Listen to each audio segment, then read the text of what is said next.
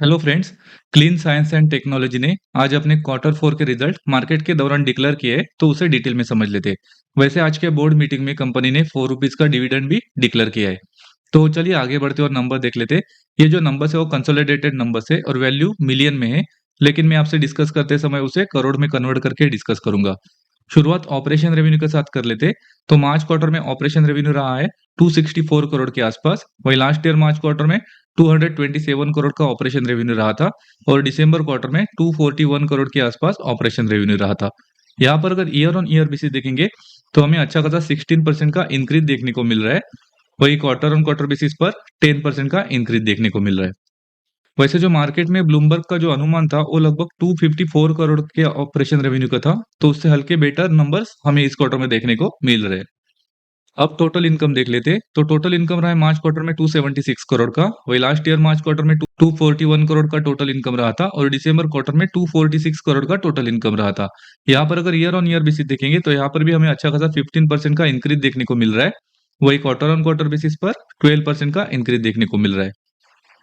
अब कंपनी के total expenses देख लेते। तो टोटल एक्सपेंसेस रहे मार्च क्वार्टर में 176 करोड़ के। वही लास्ट ईयर मार्च क्वार्टर में 146 करोड़ के टोटल एक्सपेंसेस रहे थे और दिसंबर क्वार्टर में 161 करोड़ के आसपास टोटल एक्सपेंसेस रहे थे।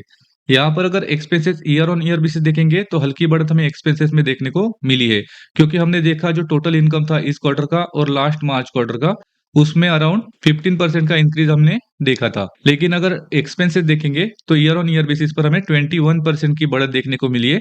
यानी कि एक्सपेंसेस इस क्वार्टर में ईयर ऑन ईयर बेसिस पर बढ़ते हुए देखने को मिल रहे हैं। अब आगे बढ़ते और कंपनी का प्रॉफिट देख लेते। तो कंपनी का प्रॉफिट रहा है मार्च क्वार्टर में 74 करोड़ का। वही लास्ट ईयर मार्च क्वार्टर में 70 करोड़ का प्रॉफिट रहा था और दिसंबर में 66 करोड़ के आसपास नेट प्रॉफिट रहा था। यहाँ पर अगर ईयर ऑन ईयर बेसिस देखेंगे तो हमें 6% का इंक्रीज देखने को मिल रहा है। वही क्वार्टर ऑन क्वार्टर बेसिस देखेंगे तो यहाँ पर 12% का इंक्रीज देखने को मिल रहा है। वैसे मार्केट में ब्लूमबर्ग का अनुमान लगभग 70 करोड़ का था इस क्वार्टर का नेट प्रॉफिट का। उससे बेटर हमें नेट प्रॉफिट इस क्वार्टर में देखने को मिल रहा है। अब आगे बढ़ते और कंपनी का ईपीएस भी देख लेते। तो बेसिक ईपीएस रहा है मार्च क्वार्टर में 6 रुपीज 97 पैसे का। वही लास्ट ईयर मार्च क्वार्टर में 6 रुपीज 61 पैसे का ईपीएस रहा था और दिसंबर में 6 रुपीज 18 पैसे का ईपीएस रहा था। यहाँ पर अगर साल दर साल देखेंगे और क्वार्टर ऑन क्वार्टर बेसिस देखेंगे तो हमें हल्की बढ़त ईपीएस में देखने को मिल रही है, जो कि पॉजिटिव है।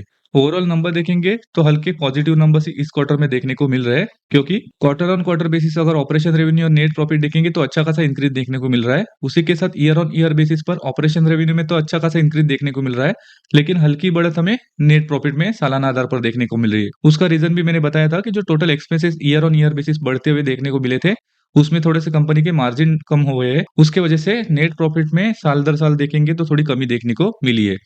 लेकिन जो मार्केट का अनुमान था ऑपरेशन रेवेन्यू का, नेट प्रॉफिट का, उससे अच्छे नंबर्स हमें इस क्वार्टर में देखने को मिले हैं।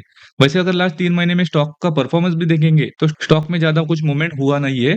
लास्ट 3 महीने पहले जिस प्राइस पे स्टॉक ट्रेड कर रहा था, उसी के आसपास अभी भी ट्रेड करते देखने को मिल रहा है। तो शायद इस रिजल्ट के बाद स्टॉक पर पॉजिटिव मूवमेंट देखने को मिले। इस वीडियो में इतना ही। Thank you.